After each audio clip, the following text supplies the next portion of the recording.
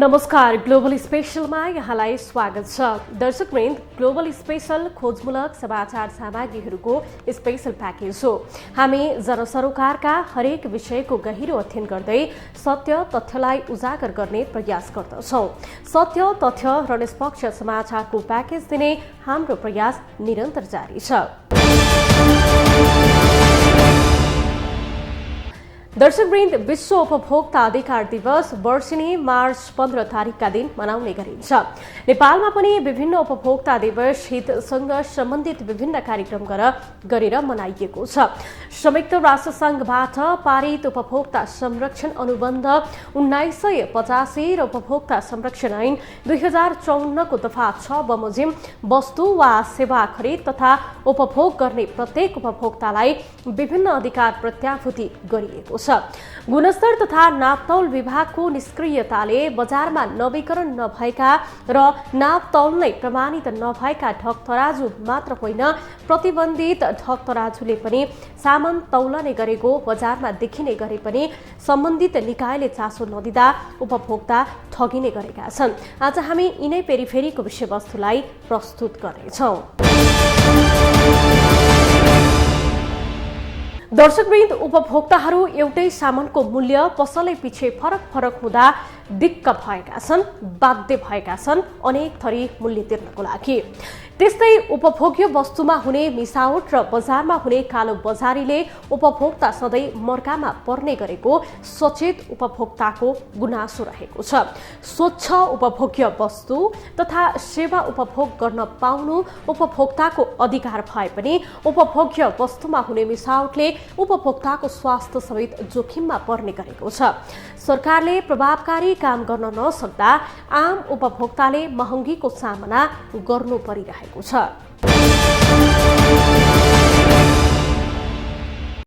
March 15 अर्थात् विश्व उपभोक्ता अधिकार दिवस। सुरक्षित र समावेशी विद्युतीय कारोबार उपभोक्ताको अधिकार भन्ने अन्तर्राष्ट्रिय नाराका साथ आज यो दिवस मनाइएको छ। सन् 1962 मार्च 15 का दिन अमेरिकी राष्ट्रपति जोन एफ केनेडीले प्रस्तुत गरेको सुरक्षा, सूचना, छनौट र सुनवाईलाई उपभोक्ताका 4 अधिकारका रूपमा घोषणा गरिएपछि यसैको सम्झनामा यो दिवस मनाइँदै आएको हो। त्यसपछि 1985 मा संयुक्त राष्ट्र सङ्घको साधारण सभाबाट थप 8 अधिकार सहितको अनुबन्ध पारित भएको थियो। सोही आधारमा प्रत्येक राष्ट्रले उपभोक्ता सम्बन्धी कानुन जारी गरेका हुन्। यस वर्ष सुरक्षित र समावेशी विद्युतीय कारोबार उपभोक्ताको अधिकार भन्ने मूल नाराका साथ विश्व उपभोक्ता दिवस मनाइएको छ। कार्यक्रममा गृहमन्त्री बालकृष्ण खाँडले कानुनको पालना गराउने दायित्व राज्यको भएको बताए। गृहमन्त्री खाँडले कानुनको पालना गराउने दायित्व राज्यको भएको र उपभोक्ताका हक हितमा उठेका सवाललाई सरकारले गम्भीरतापूर्वक लिने बताए। उपभोक्ताको हितका बारेमा हामी सबै गम्भीर र संवेदनशील छौँ भन्ने म विश्वास व्यक्त गर्न चाहन्छु। त्यसमा नियमन गर्ने, कानुनको पालना गराउने र कानुन छैन भने नयाँ कानुन तर्जुमा गर्ने, निर्माण गर्ने, त्यो काम निर्वाह गर्ने दायित्व, पुरा गर्ने दायित्व राज्यको, सरकारको। कार्यक्रममा उपभोक्ता अधिकार कर्मीहरूले सरकारले प्रभावकारी काम गर्न नसक्दा आम उपभोक्ताले महँगीको सामना गर्नु परेको बताएका छन्। बजार जस्तो नभएको र उपभोक्ताको अवस्था निरीह रहेको अधिकार कर्मीहरूले बताएका छन्। गुणस्तरहीन वस्तु तथा सेवा अत्याधिक मूल्यवृद्धि हुनुको साथै उपभोक्ता मारमा परेको भए पनि त्यसको सुनवाई भने हुन सकेको छैन। खानेतेलको कस्तो रहेछ सिस्टम भन्दाखेरि तेस्रो मुलुकबाट खानेतेल यहाँ ल्याउने, त्यसलाई फेरि प्याकिङ गर्ने, फेरि तेस्रो मुलुकमा पठाउने। नेपालमा खपतको लागि समेत उनीहरूले कन्जुसाइ गर्ने, नछोड्ने र जसले गर्दाखेरि स्कार्सिटी हुन्छ अनि भाउ वृद्धि हुँदै गइरहेको छ। अहिले खानेतेलको मूल्य यहाँले आफै अनुभव गर्नुहुन्छ। त्यस्तै चिनीमा हेरिहाल्नु पनि यहाँ सबैले चाहिने चिज हो। त्यहाँ आवाज मात्र नआएको सबै तपाईँ हामी गाउँघरमा जहाँ पनि अहिले अगल बगल किन्दाखेरि चिनी किन्छौँ, कहीँ 90, कहीँ 95, कहीँ 100, कहीँ 110 छ। खोइ त त्यसमा हाम्रा उपभोक्ता समितिका साथीहरूबाट त्यसमा पनि गुनासो आउनु पर्ने थियो। आएको पनि हुन सक्ला, अझ नआए पनि आउनेवाला पनि हुन सक्ला। त्यसै गरी खाने तेल भयो, चिनी भयो, अहिले त तत्काल हामी गाउँघरमा अहिले पनि हेर्छौँ। म आफै भुक्तभोगी छु। नेपालमा उपभोक्ता संरक्षण ऐन 2054 को दफा 6 बमोजिम वस्तु वा सेवा खरिद वा उपभोग गर्ने प्रत्येक उपभोक्तालाई विभिन्न अधिकार प्रत्याभूति गरिएको भए पनि उपभोक्ता ती अधिकार प्रयोग गर्नबाट वञ्चित भएका छन्। उपभोक्ताको हक हितको पक्षमा आवाज उठिरहेको छ, तर उपभोक्ताको अवस्था नाजुक रहेको उपभोक्ता अधिकार कर्मीहरू बताउँछन्।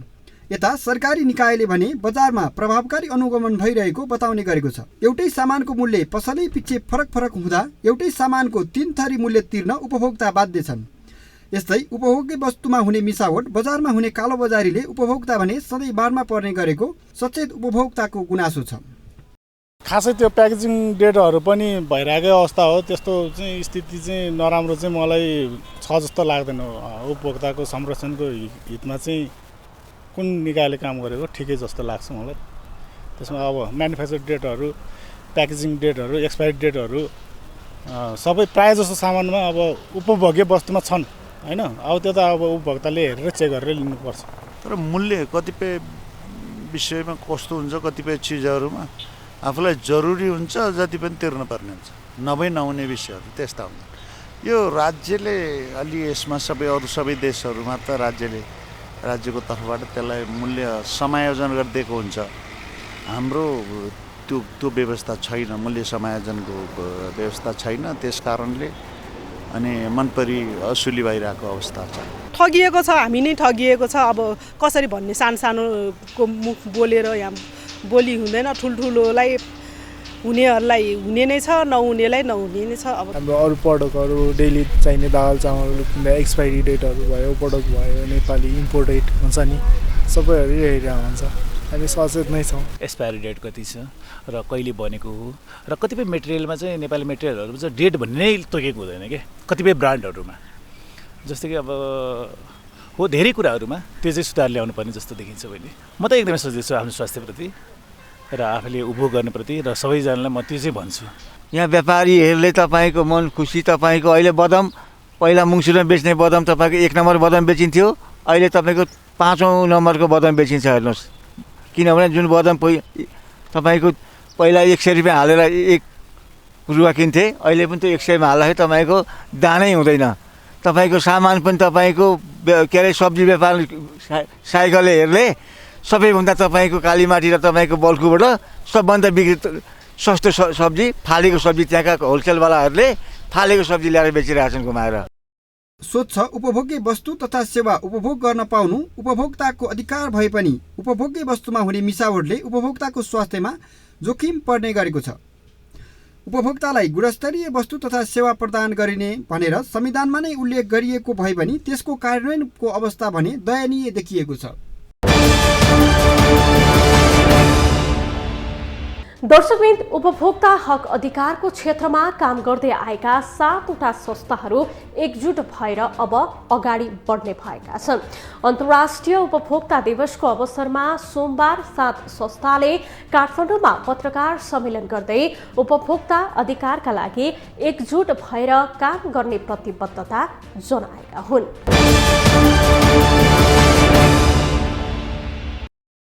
उपभोक्ता हक अधिकारको क्षेत्रमा काम गर्दै आएका 7वटा उपभोक्ता संस्थाहरू एकजुट भएर अघि बढ्ने भएका छन्। अन्तर्राष्ट्रिय उपभोक्ता दिवसको अवसर पारेर सोमबार 7 संस्थाहरूको काठमाडौँमा संयुक्त रूपमा पत्रकार सम्मेलन गर्दै विगतमा भएका कमजोरीलाई थाती राख्दै 7वटै उपभोक्ता अधिकार संस्थाहरूले एकजुट भएर अघि बढ्ने प्रतिबद्धता जनाएको हो। कार्यक्रममा उपभोक्ता हित संरक्षण मञ्च, उपभोक्ता अधिकार अनुसन्धान मञ्च, राष्ट्रिय उपभोक्ता मञ्च, उपभोक्ता मञ्च नेपाल, नेपाल उपभोक्ता महिला बालबालिका लगायतका संस्थाहरूले उपभोक्ताको हक हितका लागि एक भएर काम गर्ने प्रतिबद्धता जनाएका हुन्। संस्थाहरूले 7वटै संस्था 7 तिरबाट आफ्नो आफ्नो बाटोमा हिँड्दा उपभोक्ताको हक हित र अधिकार संस्थापन स्थापित गर्ने अभियान सफल पार्न नसकिएकाले राज्यले समेत अपेक्षा गरेको उपभोक्ता हित संरक्षण मञ्चका अध्यक्ष ज्योति बानियाले बताए। उनले उपभोक्ता अधिकार कर्मीहरू अहिले यदुवंशी जस्तै हुँदा आफ्नै एक आपसमा लडेरै समाप्त हुने अवस्थामा पुगेको बताए।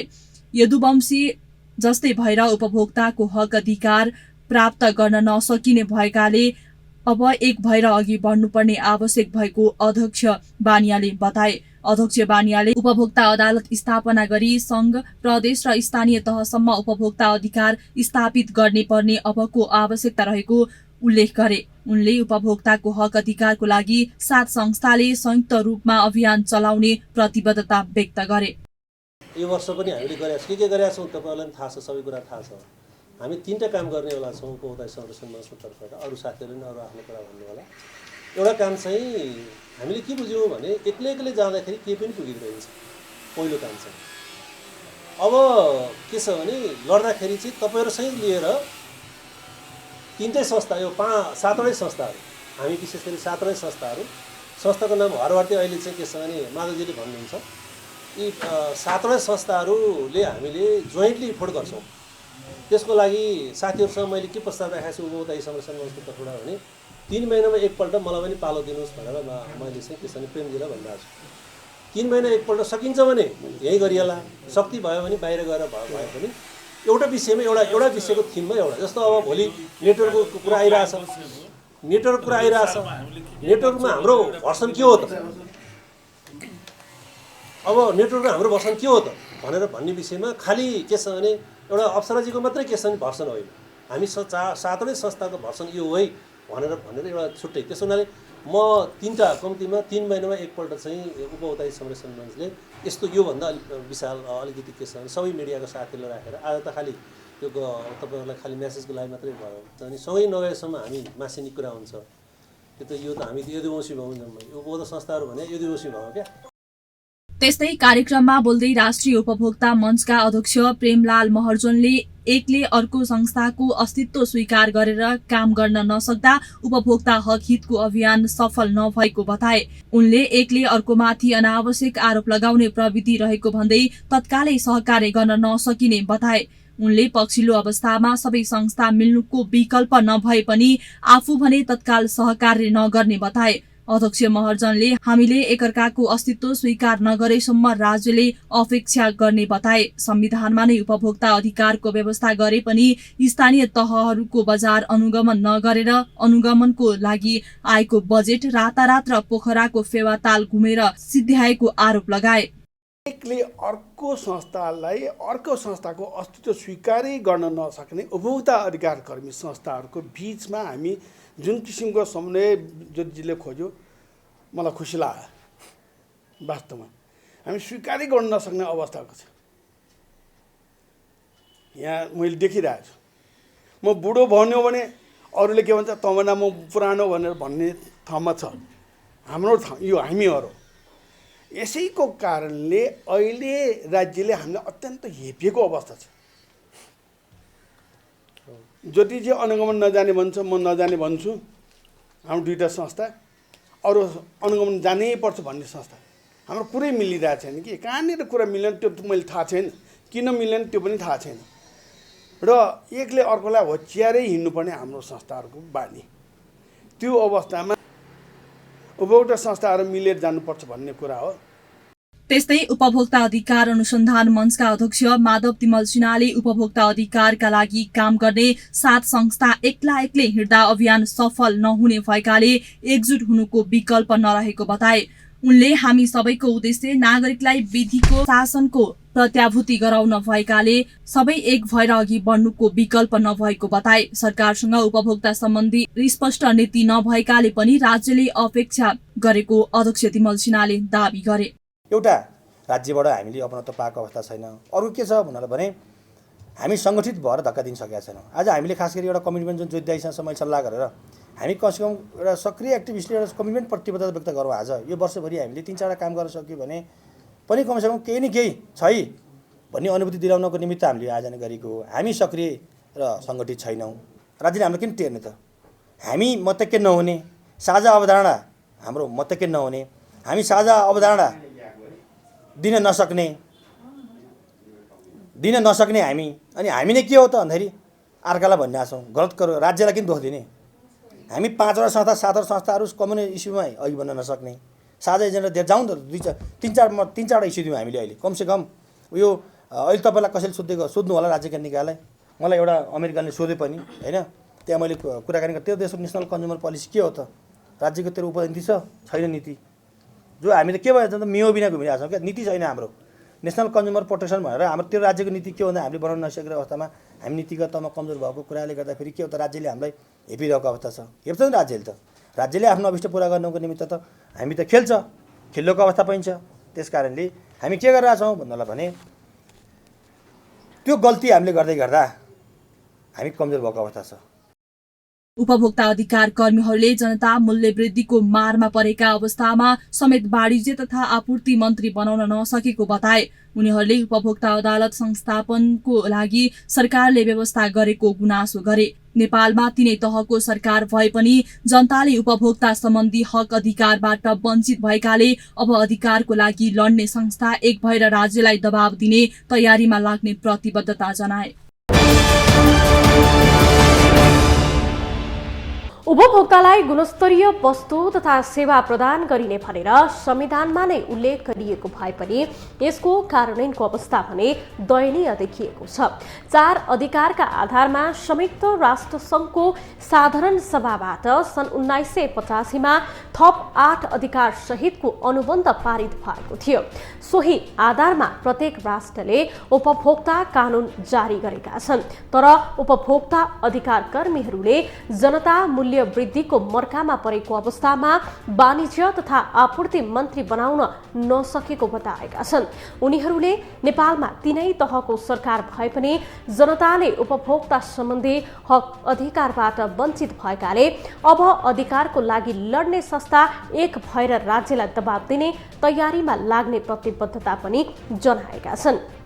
यता सरकारी निकायले भने बजारमा प्रभावकारी अनुगमन भइरहेको बताउने गरेको छ। हस्त आजलाई ग्लोबल स्पेशल यति नै। भोलि अर्को विषयको सामग्री लिएर हामी आउने छौँ। तबसम्मका लागि तपाईँ ग्लोबल टेलिभिजन सँगै रहनुहोला। नमस्ते।